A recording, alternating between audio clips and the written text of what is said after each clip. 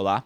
A Universidade Aberta de hoje vai discutir um assunto que vem sendo pauta de todas as mídias, que é a questão da crise hídrica em São Paulo, a falta de água, a existência ou não de um racionamento e como a Sabesp e o governo têm lidado com essa questão aqui no nosso estado. Para começar, nós vamos ver uma matéria que o Alex fez com o Délcio Rodrigues, um especialista em clima, que nós levamos até a Cantareira e que vai dar um panorama geral aí dessa questão da água.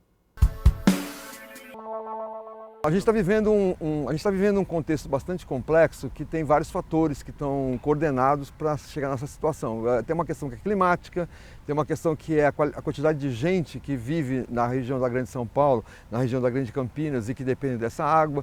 Quer dizer, você tem um aumento da demanda por muita população, por um lado, tá certo? Você tem um serviço de distribuição de água que tem muita perda no meio do caminho. Você tem má conservação da natureza no entorno das represas. E tudo isso está dentro de um contexto climático global bastante complexo. O que a gente está observando nos últimos anos em termos de clima é que está aumentando a variabilidade do clima. Ou seja, em geral, o que a gente está tendo são chuvas concentradas, seguidas por longos intervalos de seca. O principal ator, o principal de todos, é o governo do estado de São Paulo, porque o governo do estado de São Paulo ele controla tanto o sistema de observação e gerenciamento disso tudo, que é o DAE, o Departamento de Águas e Esgotos do Estado, como também a própria Sabesp, que é a empresa que operacionaliza todo o sistema de captação e distribuição. O governo deixou de fazer.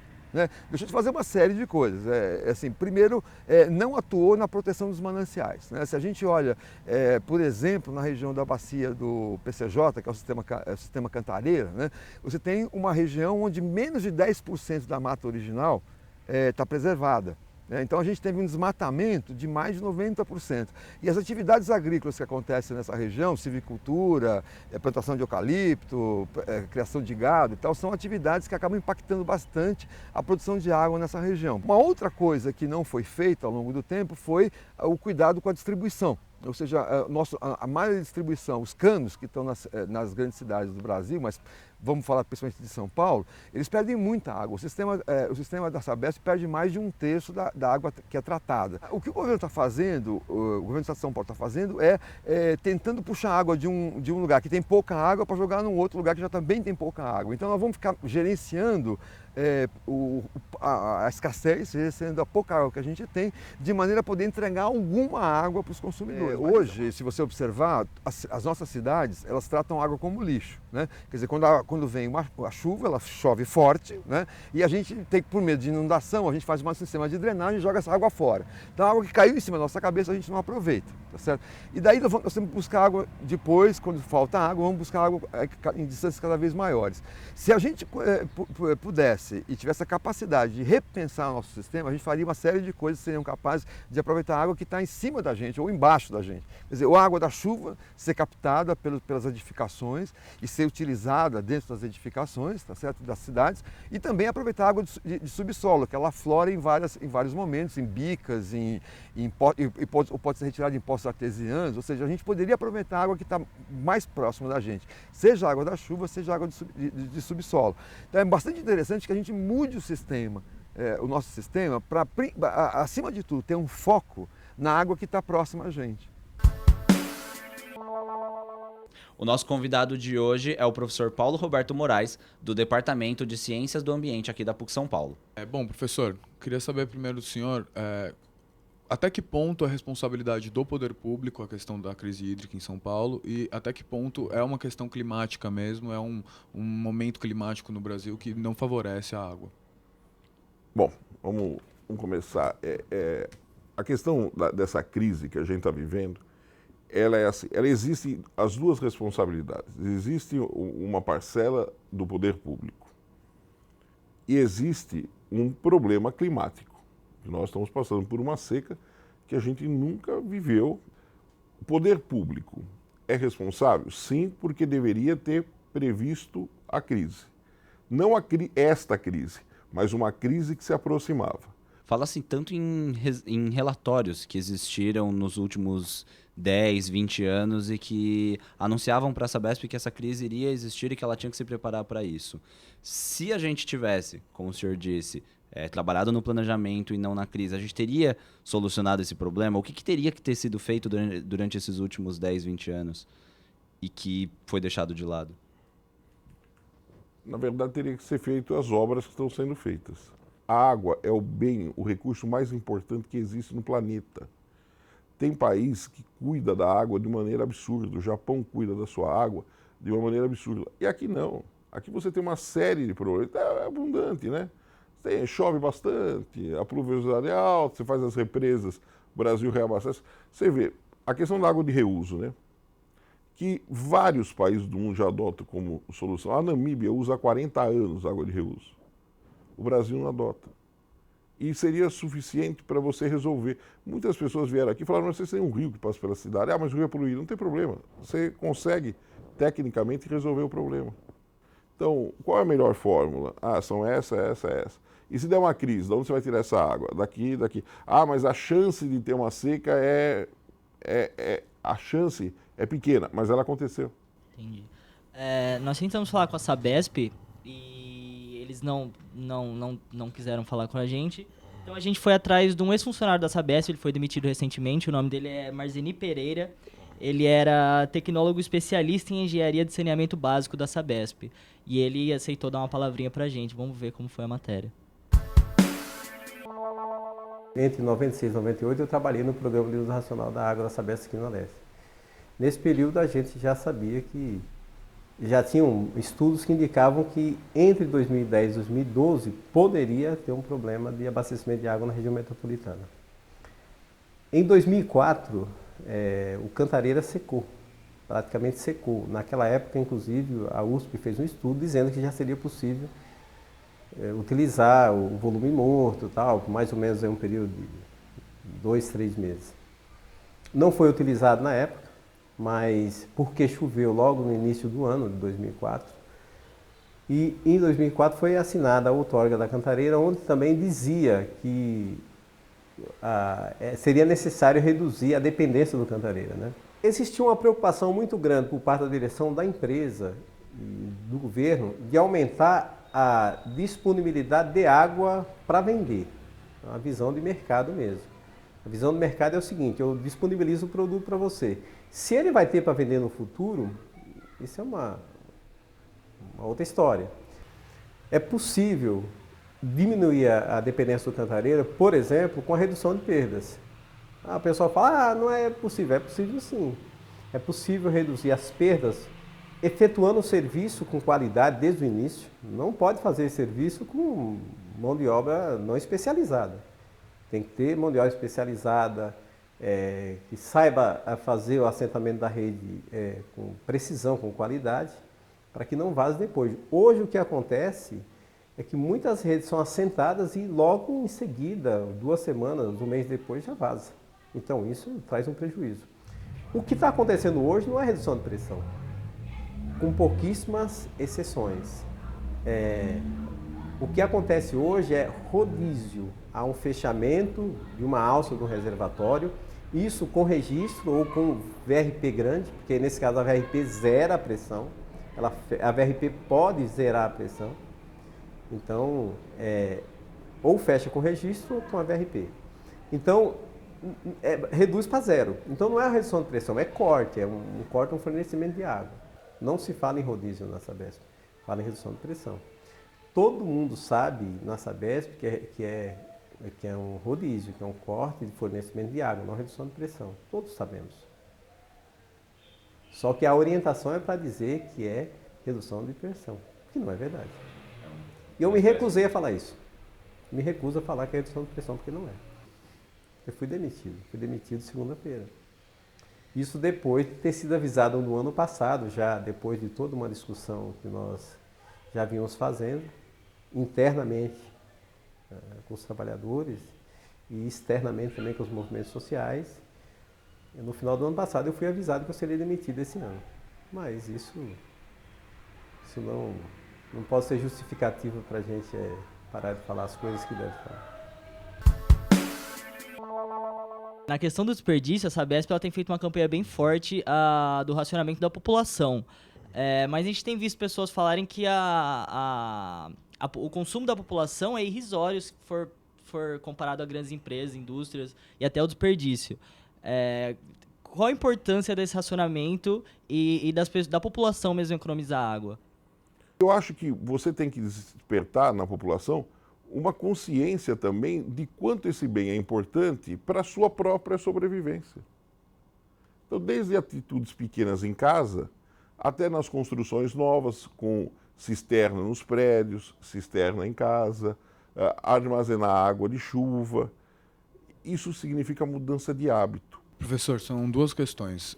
A primeira é, eu concordo com o senhor, realmente o racionamento não vai ser algo negativo, não vai ser interessante para a cidade, mas o que eu vejo é que o racionamento ele já existe e não é por falta de pressão, é por fecharem as torneiras mesmo, mas acho que assim, ele está direcionado para os bairros mais pobres, principalmente para os bairros, quanto mais longe, mais periférico, menos água. A gente teve no Jaraguá recentemente, as pessoas têm água lá da 1 da tarde às 5 da tarde, são 4 horas de água por dia.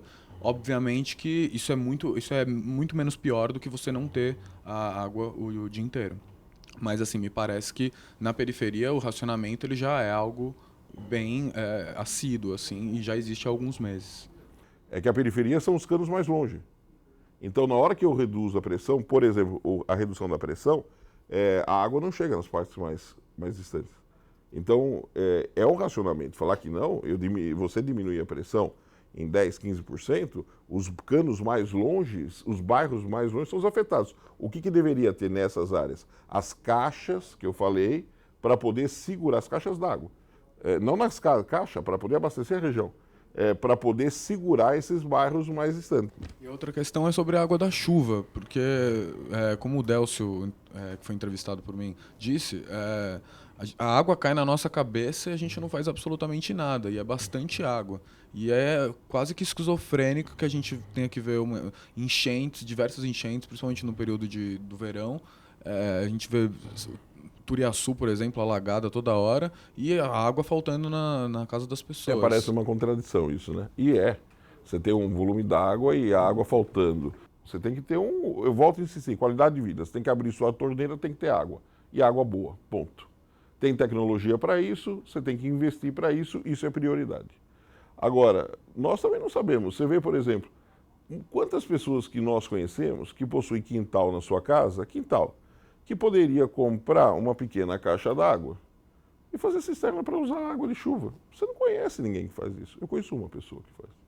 Pensando nessa questão do racionamento ou da chamada redução de pressão, nós entrevistamos 2 pessoas, uma dona de uma creche que teve que mandar os seus alunos para casa por falta de água e também um advogado que ganhou um processo contra a Sabesp porque na casa dele não estava chegando água.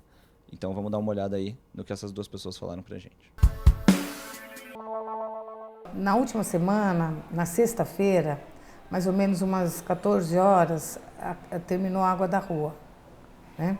E nós temos 4.000 litros de água nas caixas, né, no forro, que aqui é uma casa adaptada para berçário, e temos um reservatório de 500 litros externo, que a gente usa para limpeza de chão, banheiro, descarga. Aí ficamos sexta, sábado, domingo, segunda, sem água. A gente comunicou os pais no dia seguinte que a gente não ia poder abrir o berçário, porque a gente deu banho neles com água mineral, porque a gente tinha galões de água e não podia deixá-los sem banho. Então a gente deu banho, cozinhou, tudo, fez a higienização completa deles, como deve ser feito, mas tudo com água mineral. Nesse inteirinho, um dos vizinhos ligou para a TV Bandeirantes e a TV Bandeirantes me ligou se eu gostaria de dar uma entrevista mostrando o que estava acontecendo. Enquanto isso, eles ligaram para a Sabesp dizendo que estavam vindo para cá. E aí, para nossa surpresa, chegou a TV Bandeirantes e a Sabesp, os 2 juntos. Eu liguei inúmeras vezes para a Sabesp. Tenho um número de protocolo, porque repetia sempre o mesmo, né? E eles diziam que não tinha problema de racionamento. Eles constataram que eles tinham diminuído, aqui na esquina, no cruzamento, eles tinham diminuído a força da água para fazer um serviço e eles, assim disse o funcionário, eles esqueceram de religar em força menor, mas que aqui na ladeira não chegou para nós. A partir de meados de março, né, começou a haver o quê? Uma interrupção no fornecimento de água a partir da meia-noite. Quando chegou em maio, começou esse corte a partir das 20h30 da noite, né? E voltava no outro dia às 6 horas da manhã. Aí começou a complicar. Por quê? Porque você tem que tomar banho, você tem louça para lavar, minha esposa chega à noite, quer lavar roupa, não tinha como. Como era um corte sem qualquer aviso antes, né? Nós resolvemos entrar com um processo para pedir para que o fornecimento não fosse interrompido. Até porque a Sabesp, naquela oportunidade, e até hoje, não é? Ela alega simplesmente que está diminuindo a pressão. Diminuir a pressão não impediu a chegada da água. Em 30 de maio eu entrei com o processo, pedi que em liminar o juiz concedesse a tutela antecipada, impedindo a Sabesp de suspender a água. No mesmo dia 30 foi despachado, ele concedeu a tutela, não é? No dia 9/6 de junho de 2014, foi comunicada a Sabesp. A Sabesp, então, 2 dias depois veio e instalou um aparelho no meu hidrômetro, não é? Que, segundo os técnicos, medem a pressão da água. Não é? E a partir daí a água começou a ser permanente. Os vizinhos que estavam ligados na minha rede, não é? Durante um determinado tempo, uma semana mais ou menos, eles continuaram recebendo água também. A partir desse momento, a Sabesp veio, fez uma mudança na tubulação da rua, e aí passou só a minha casa e a da vizinha do lado aqui a receber a água, não é? E o resto está enfrentando aí o racionamento clandestino, né, que vem sendo feito aí. Professor, a gente está tratando aí dessa questão do racionamento que a Sabesp ela não diz que existe, mas que todos mostram que existe. Existe. De quem é o interesse de não existir um racionamento? É a Sabesp, é o governo? Quem que está por trás dessa não existência de um racionamento? Não, ela existe. E a própria Sabesp, a hora que a Sabesp vem a público e diz que reduz a pressão, ou que você corta, você diminui por um momento, você tem um racionamento de água. Isso não tem dúvida. Claro que tem jogo político no meio da história. Há interesses políticos. Mas eu sou assim, eu pelo menos, você não precisa mais falar que tem racionamento, que existe racionamento. Né? Agora, o que eu acho que pegou e que eu aí não concordo, que era a ideia já do rodízio que teria o mesmo efeito em termos de volume. Foi calculado quanto, o pessoal da Poli calculou isso, quanto nós teríamos de água se o rodízio tivesse sido adotado com dias de 2, 3 dias sem água, né? Isso seria uma diferença mínima no final. Bom, a Prefeitura de São Caetano do Sul, em parceria com a DAI, que é o Departamento de Água e Esgoto, e com a GM, que é a General Motors, premiou alguns moradores que economizaram água. A gente foi falar com o primeiro casal que ganhou um carro, e eles economizaram 48% de água, e eles dizem que foi a mudança de hábitos que fez com que eles conseguissem economizar e ganharam um carro. Então a gente vai assistir a matéria. Assim que eu comecei a ver reportagens sobre as represas, a maneira como estava secando dia por dia, aquilo bateu assim na hora. Eu sabia do concurso, porque na conta da água vem essa observação, né? A prefeitura andou colocando alguns painéis na rua, eu leio o jornal, então no jornal também houve uma divulgação maior. Quando eu fiz a economia, eu não sabia de concurso de carro, eu nunca me inteirei disso, né? E quando eu soube, a gente já tinha ganho o carro, então meu orgulho foi maior ainda, porque eu fiz economia sem interesse, realmente. Semanalmente eu lavava o automóvel na garagem. E agora não. Hoje a gente passa um pano úmido quando a coisa está pior, né? O reuso de água de roupa, né? Toda roupa que eu lavo, eu reaproveito a água. Eu uso as claras, depois as mais escuras, e assim vou reusando a mesma água. Aquela água que sai das roupas eu uso para limpeza, para descarga. A gente costumava tomar 2 banhos, né? Na hora que eu levantava, na hora que ia dormir. E agora, eu, por exemplo, procuro tomar o banho mais à tarde e um banho-sol, porque a gente toma banho todo dia. Não é pessoa, mas nós temos um animalzinho que ela também participa desse ganho de consumo de água. Porque normalmente o cachorro faz as necessidades dele quando ele vive solto em qualquer lugar. Então depois, para você manter isso limpo, tem um consumo. A nossa cachorrinha, ela acostumou a fazer na bandejinha e automaticamente o que é lavado é só aquela bandejinha. Então isso realmente trouxe também algum resultado, né? Olha, eu diria que a pessoa faça por si e pela humanidade. Não pense em prêmio, porque o prêmio é muito bom. Eu sei porque a gente ganhou, mas não é tudo. O que fica mesmo é a economia que a pessoa faz, a conscientização da família, das crianças, enfim. É um bem para a humanidade. Eu sou a favor também de se taxar, e aí pode ser pessoa jurídica, pode ser empresa, pode ser quem for, o desperdício de água.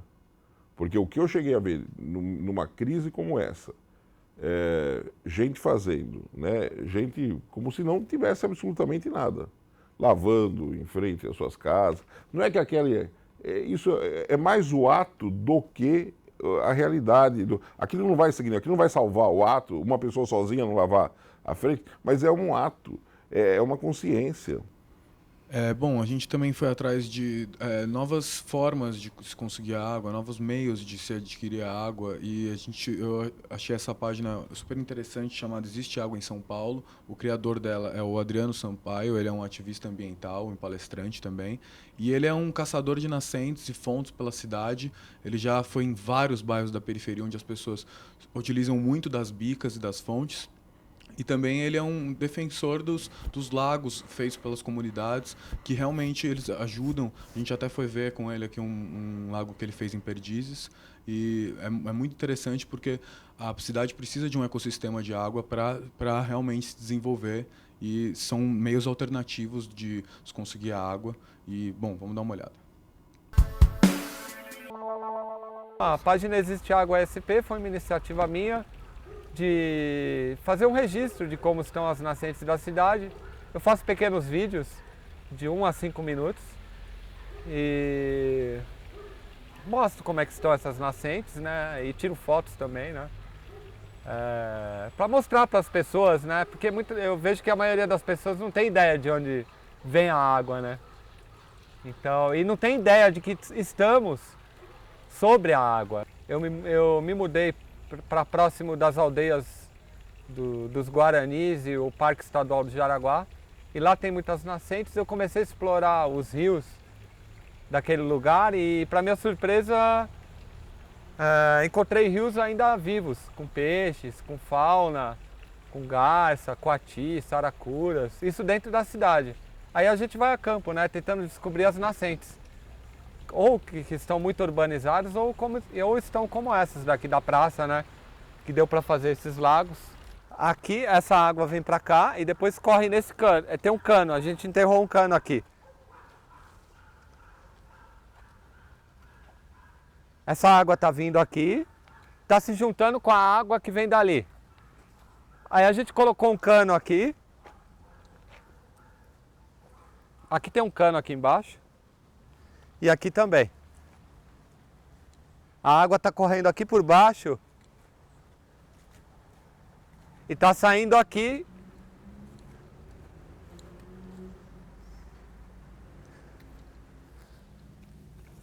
Exatamente aqui ela desce para o lago.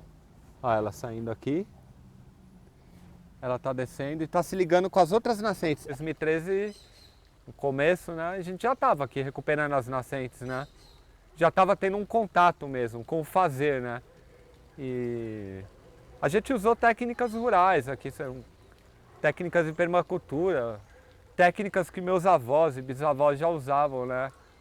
Na zona rural. Então, não precisa ser um técnico, né? A gente foi aprendendo um com o outro aqui, como lidar com a água. Todos autossustentáveis. A gente coloca plantas aquáticas, coloca guarus para se alimentar. Eles se alimentam da dengue, vira um ecossistema, porque as libélulas começam a desovar, começam a atrair mais pássaros. A gente, com a introdução dos peixes, né, a gente coloca até peixe da Amazônia, que convive bem, né? Tem umas 10 espécies que dá para conviver bem. Então a gente introduz e fica assim. Por que eles não fazem análise dessas bicas que a população já utiliza pela cidade? Eles deveriam acompanhar de perto, porque na periferia, quando faltar água, o pessoal vai se utilizar, eles já estão se utilizando. Não vai ser igual aqui na Pompeia ou na Vila Madalena, que o pessoal tem mais poder aquisitivo para comprar uma água mineral. Tem água na cidade toda, no Jaraguá, na Vila Clarice, Jaguari, Morro Doce, Morro Grande, Brasilândia, já fui para Vila Ré, Jardim Nordeste, Arthur Alvim, Cantagalo, Jardim Apurá, já fui em vários lugares. Porque eu acredito que não precisa buscar água longe, a água está aqui.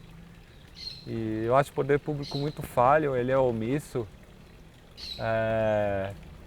não dá a informação correta para a população, né, sobre a falta d'água. Os números que a Sabesp passa sobre o que tem de água na Cantareira é falho, né, porque não é o volume real, nós estamos na reserva técnica.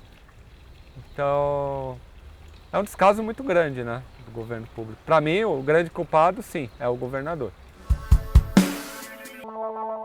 Bom, professor, queria saber sua opinião do que se fazer com esses meios alternativos, se existe uma possibilidade de alimentar essas pessoas em âmbito municipal, em âmbito do bairro delas. O que dá para fazer com essas águas das bicas? Qualquer medida é bem-vinda. Não sou contra nenhuma delas. A gente só precisa ter um pouco de noção se elas resolvem, elas colaboram, ou se elas resolvem a médio, a longo, ou curto prazo. Né?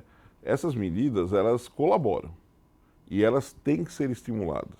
Vamos começar nós mudarmos, né, o nosso hábito. Parabéns a esse cidadão que fez isso. Universidade Aberta fica por aqui. Nós agradecemos a presença do professor Paulo Roberto Moraes aqui no nosso programa. Para quem quiser rever o programa ou assistir às nossas matérias, é só acompanhar na internet, tvpuc.com.br ou youtube.com/tvpuc. Até a próxima. Tchau.